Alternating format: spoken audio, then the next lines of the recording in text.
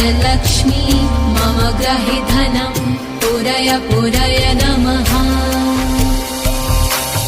ॐ ह्रीं श्रीं क्लीं श्रीं कुबेराय अष्टलक्ष्मी मम ग्रहे धनं पुरय पुरय नमः।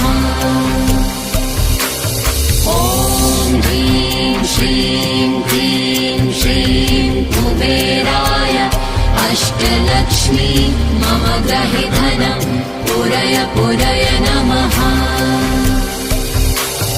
ॐ ह्रीं श्रीं क्लीं श्रीं कुबेराय अष्टलक्ष्मी मम ग्रहे धनं पुरय पुरय